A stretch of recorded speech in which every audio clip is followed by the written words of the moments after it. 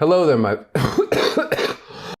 Hello, my friends. Welcome back. And if you're new here, allow me to take a moment to introduce myself. My name is Doug Kramer. I have a smoking problem, and I am a recovering Scientologist. My dad first got into Scientology when I was around 9 years of age. He indoctrinated me and the rest of the family into it. And I myself became a card-carrying Manchurian candidate Scientologist until my early 30s, upon which I woke up, recovered, and I've been talking shit here on YouTube about Scientology for about the last 7 months straight.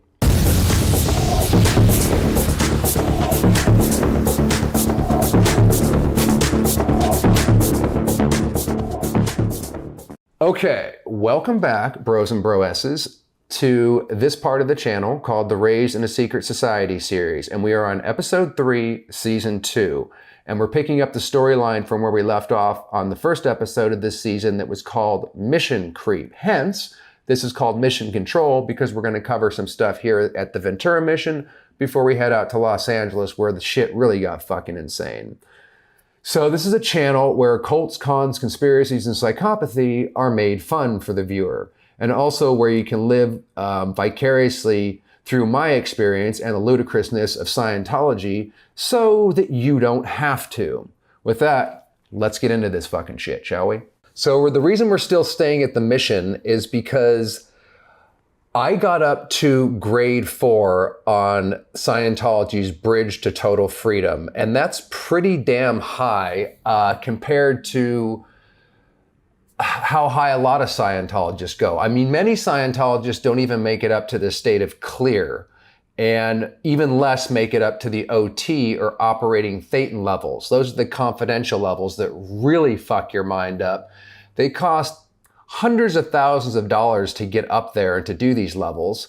It'll cost you $1 million by the time you get up to OT 8, which is the top of the bridge.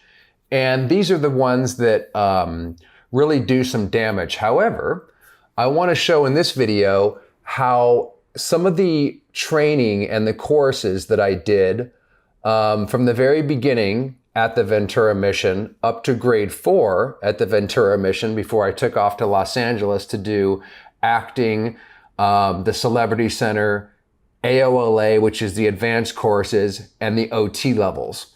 So the reason I want to bring this up here is because so many people don't, and understandably so, they don't understand how somebody could know that L. Ron Hubbard, for example, was a science fiction writer, and why that wouldn't set alarm bells off right away as to why would somebody join this thing? Because from the outside looking in, all the public kind of hears, like a lot of things in society, is the sensationalism.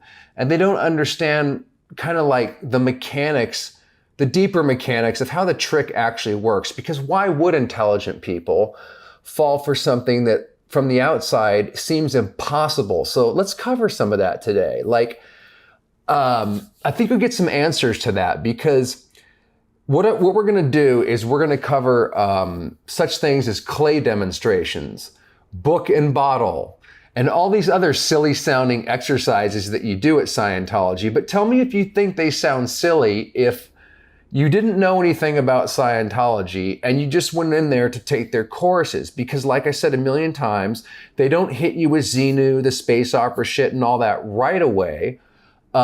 They kind of get you sliding into that, and then you start to gradually accept the space opera and the alien stuff. I'm not even saying that I don't necessarily believe in that stuff. It's just that Scientology might take a dreamer or someone who's thinking that there might be a little bit more to reality, and they can twist the shit out of them. I'm not saying that that's everybody. They have psychopaths in there that benefit by being part of the system and the protection that they get. And also there's a lot of people that just want more out of life. And Scientology, like any predator, is a fucking expert at sniffing blood out in these kind of people, getting them when they're vulnerable, when they want a career. You know, we all want something, right? So all you got to do is just get them at the right time and you'll have them.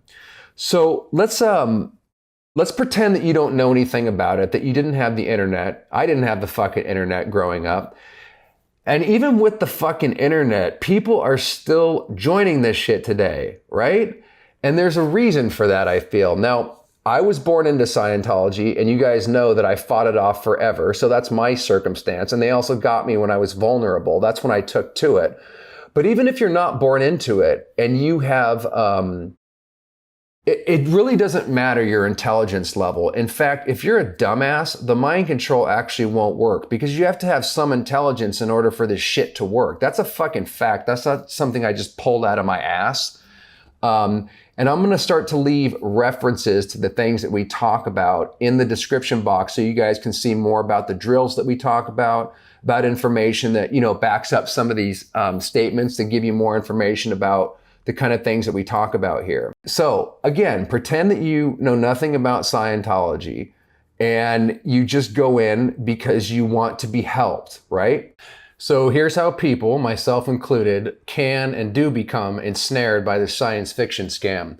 The very first thing that you're ever going to read when you sign up for a course in Scientology is a bulletin that says, you must never go past a word or symbol that you don't fully understand. If you do, everything that you read after that is going to become blank in your mind.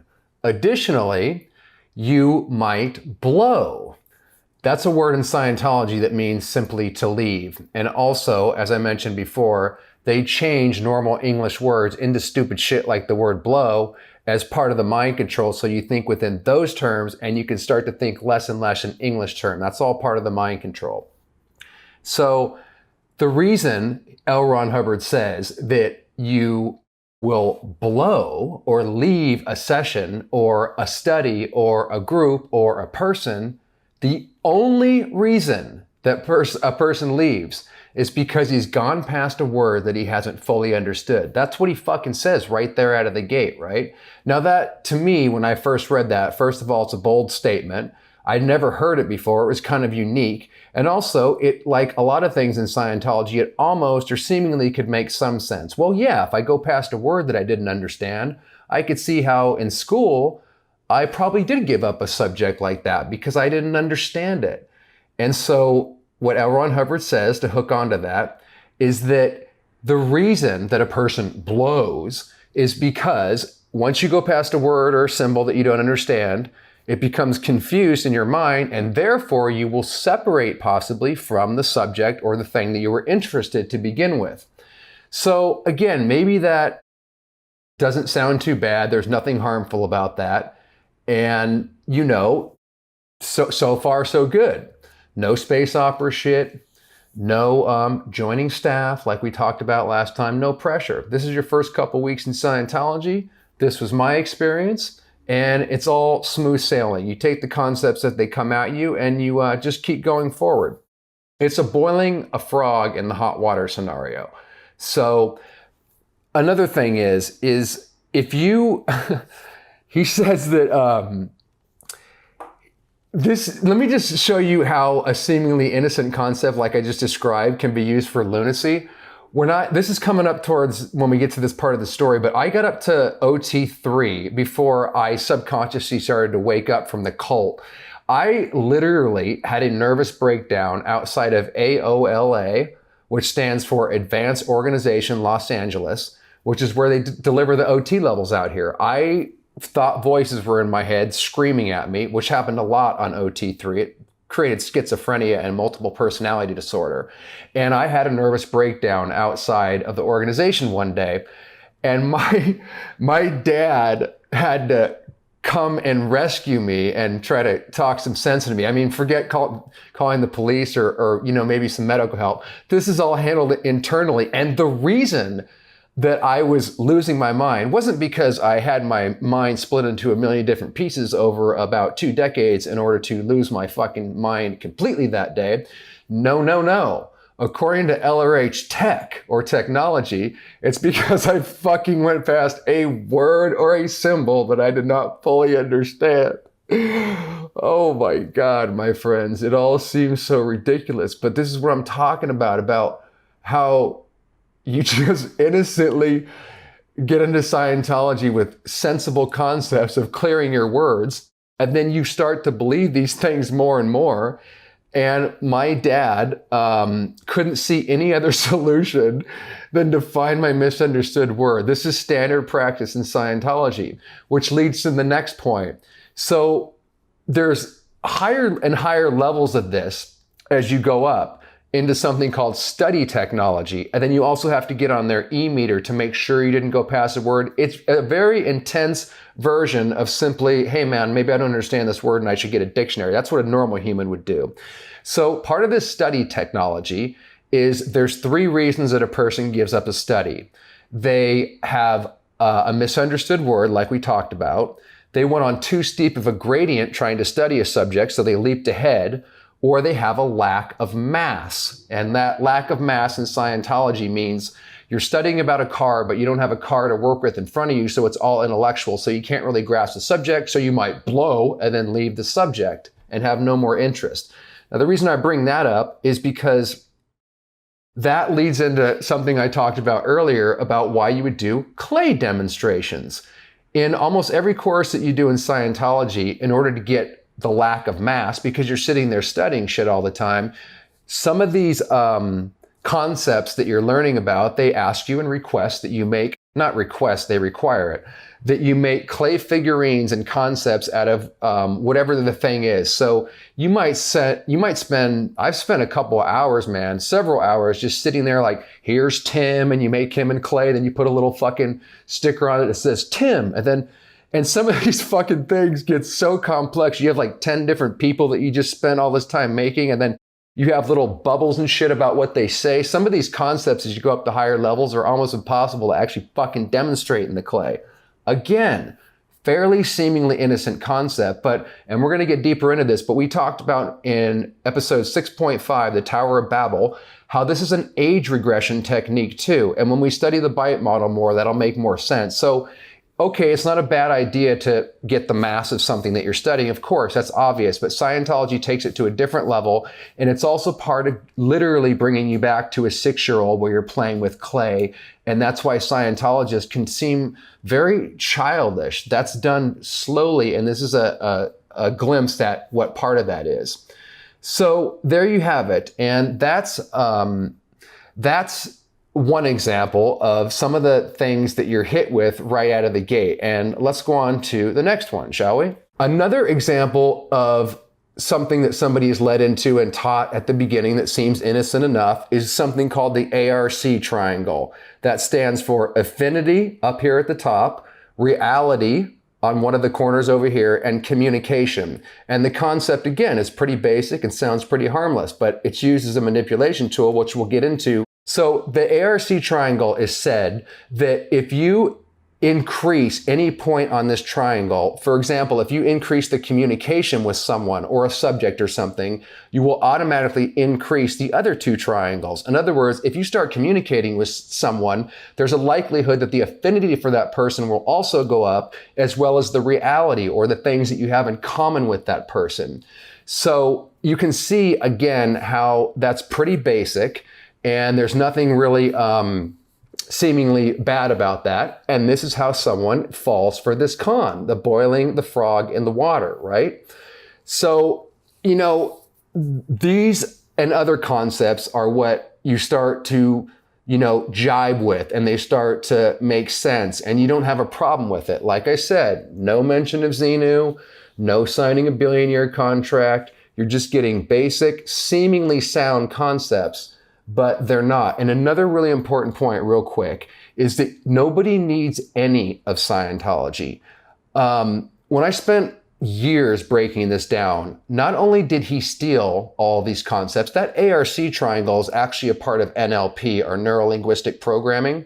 Once you learn where he stole everything and the occult and all that shit, which we'll get into, you not only don't need Scientology, you realize it's a super watered down, stupid, nonsensical version of higher truths that you can find elsewhere. And that's part of the deprogramming process and why a lot of Scientologists don't go through it and still hang on to the ideas, because you actively have to go searching for what's the alternative to these fake belief systems that I had downloaded into my mind. Otherwise, you just carry them with you for the rest of your fucking life.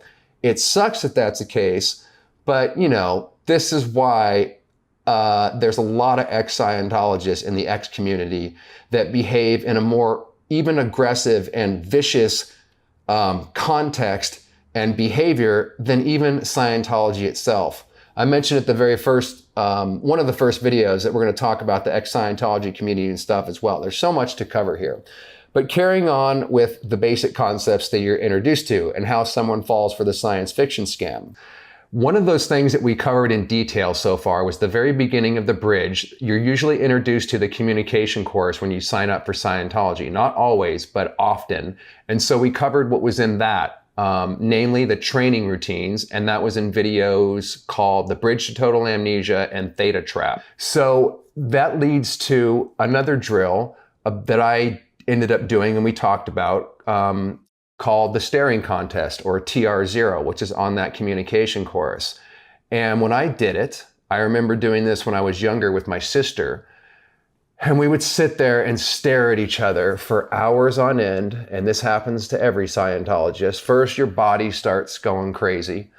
It's very, very boring. It's unbelievably challenging to do all this stuff, and all sorts of things happen. And after your body starts to kind of go numb after a while and you can sit there, your mind starts to hallucinate and you start to lose it. So my sister turned into like a ghostly figure, a gnome. She turned into a reptile. She turned into all sorts of, a shadowy figure, all sorts of different demonic looking people. The shadows on the faces of a person start to blur, and all of a sudden my sister was turning into creature after creature after creature. So obviously I was, hallucinating, or was I? Maybe my sister really is evil and that's her auric field that I was reading. Anyway, so you start to go crazy, you start to hallucinate, and this is part of what I've been talking about a million times on these videos about going into a trance state. All of these things that we discussed, including finding your misunderstood word, all the way up to the auditing, they're all, to put it in a word, hypnotism. When you're doing the auditing side, which is the soup cans, which is the very next video that we're going to get into on the technical side, it's all about being put into an altered state of consciousness or a trance. Similarly, when you're doing these choruses, all of them, they also put you in a trance, mostly through something called the confusion technique. We've covered a little bit of that briefly, but when we start getting more into the basics of mind control, this is a big thing. So going back to the misunderstood word, of course, when you go past a word, you're going to become confused and probably want to go to a dictionary to look it up. L. Ron Hubbard was a psychopath, so he created this very clever trap that's self-referentiating and is sort of like a perpetual self-reinforcing feedback loop, to use a computer term, I guess. And so he knew you were going to become confused when you started to come across these words that you're introduced to that are Scientology words. You're going to be hit with words like clear and SP and all that right when you read the very first bulletin, particularly one called KSW, or Keeping Scientology Working, which is also at the beginning of every course, just like the information on the misunderstood words. So he knew that you were going to become confused. You're going to go to Scientology's dictionary and open up, what does clear mean? And there's 6 or 7 different definitions, all of which contradict each other. So you're being put into a state of confusion. There's many techniques that Scientology uses called the confusion technique, which is Mind Control 101. So what happens is you go to the dictionary because the sentence doesn't make sense. And he also says if the sentence doesn't make sense, it's not that there's something wrong with the sentence or Scientology itself. It's always that you've gone past something that you don't understand. So once you buy into that, you're going to very quickly in Scientology not understand a lot of shit because it doesn't make sense. It's contradictory and confusing. So in many instances, you go to open up their dictionary, you get more confused trying to find out which definition it is. And what happens after a while of doing this is your mind finally accepts, oh, I didn't understand this sentence. You pick the definition that kind of makes sense and you fill in what you think that L. Ron Hubbard sentence is actually saying. Again, we're going to go into a lot more detail about this because it's quite clever and he consciously knew that he was doing this. That's why I'm trying to, cover psychopathy and narcissism and all that stuff a little more here too, because they all go hand in hand. Once you know he lied about everything and the characteristics of a psychopath and he mimicked or stole everything, you can sort of start to get a picture, those that are coming out of Scientology, about what the fuck actually happened. So with that in mind, there's another technique that you're introduced to, the staring contest, the training routines, which we covered. And this is how you're put into a trance state, and then how you're being confused on the choruses by the other stuff that we talked about, and how you're basically overloading, tricking, and confusing the crap out of someone's mind. And this all happens within day 1 or 2. If you've been there for a week, or you're doing the communication course, for example, for a couple weeks, you're going to be in a shitty state of mind very, very quickly. This, you could, and then you go through a whole personality transformation too, because it really, really gets deeply into your subconscious mind, particularly in the auditing, where it can totally change your personality. This is why sometimes people will have family members or friends that get into Scientology or transcendental meditation or any of the other million cults that are out there. And they comment on the fact that, Jesus, he was Joe one day and now he's like this totally different person a few weeks later that I don't even recognize. So there you go, my friends. There's hopefully an example of how you're hit with seemingly innocuous things at the beginning, but there's tricks being used all the while, and how like I said, a sensible person can fall into this science fiction scam. So the final thing that we're going to cover in this video was mentioned at the beginning, called the book and bottle exercise. Again, this is something a Scientologist is introduced to relatively early on a course called the TRs and Objectives course. And this particular drill that's called book and bottle also goes by the name Opening Procedure by Duplication, or Op-Pro by Duplication. Again, these are all part of a way to get inside your mind, to make you think this is something scientific sounding because it's fucking confusing, and to make it sound legitimate. Opening procedure by duplication is actually a way of saying, I'm going to repeat this process over and over until you go into a trance and implant what I want to implant into your subconscious mind. That's what these drills are. But if you give it if you take hypnosis and you give it a scientific sounding name like Op-Pro by duplication, that alone will start to create some of the confusion and maybe the idea that, well, I don't know what the fuck that means, but it sounds, I guess, scientific. Let's give it a shot. So I bring this drill up because I did this early in my Scientology career. Like I said, it's one of the beginning things of Scientology that you'll end up doing on the auditing side. And I had a massive, massive blowout revelation and state of mind or altered state of consciousness that I went into when I was doing this drill as a youngster. And this is what happens over and over and over in Scientology, which is what makes people think, without any other information available, that, God damn it, this is some special technology. This is amazing. I've never, ever, ever been into this state of mind where I feel like I know the answers. I feel like thoughts and ideas, like an artist, are just flowing into me from elsewhere. This is what it feels like when you actually snap into this thing. So you are sitting there alone with your auditor. My auditor's name was Wayne. He was this small, kind of weird looking guy. He's cool, man, but he was strange looking. So I was in this room with this guy day after day, hour after hour. This went on for a couple weeks, just this one fucking drill.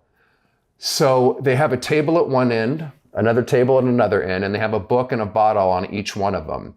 And the commands are, while Wayne was standing next to me, was, look at that bottle. And then I do. Thank you. Walk over to that bottle. I walk over there with him following me. Thank you. Pick up that bottle, etc., etc. Every time he acknowledges it, he acknowledges you. And so once you pick up the bottle, the questions are, what temperature is it? I don't know, 80 degrees. Thank you. What is its color?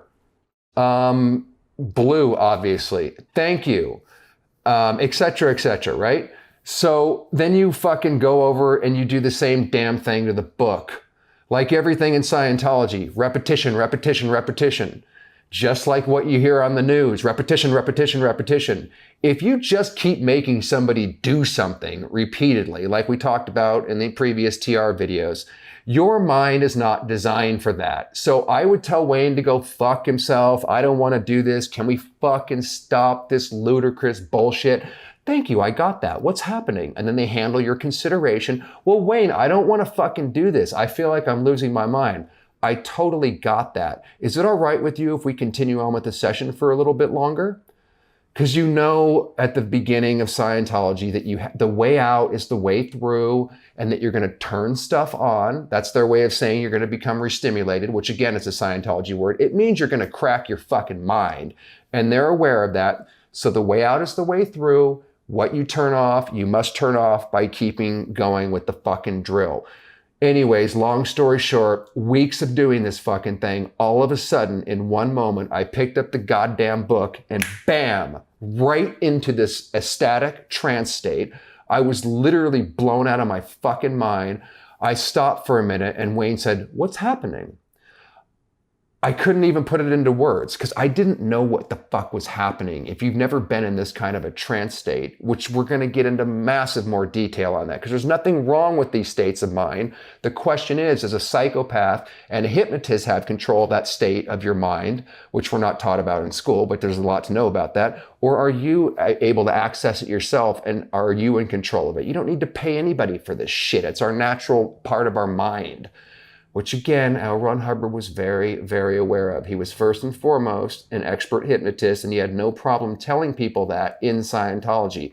And then he also said, but we abandoned hypnotism. We used hypnotism to research Scientology initially, but then we abandoned that. That's all part of the lie or whatever. Anyways, he reframes this ecstatic state that he knows you're going to go into as exteriorization. The whole goal in Scientology is to get outside of the physical universe, particularly outside of your body. A lot of religious traditions would have a similar concept of that, where, you know, you're the soul and you are outside of, or not encumbered by, mere bodily considerations and the considerations of the mind. I'm not saying that there's not validity in that. I'm just breaking down the trap and how these states of mind are used to capture a person. So without any frame of reference that I was being hypnotized, or that this state of mind was something I could access naturally on my own, L. Ron Hubbard told me that I was exterior. So I believed, like hallucinated, that I was outside of my body, because that was the explanation that I was given for this transcendental state. So there you go. That's just a small example of some of the things that people are introduced to that can make them think it's a legitimate technology if they don't have another frame of reference to understand these states of mind. So I bought into the fact as a kid, holy shit, there's this thing called exteriorization. It felt amazing. I don't know what it was or what the point of it is, but I want more of that. So this is how it happens to people. They are just simply having their minds confused. They're experiencing states of mind, which we are our natural state, but are manipulated, and they pay thousands, hundreds of thousands, and even millions of dollars and 30 years of their wasted life chasing this high that was theirs all along.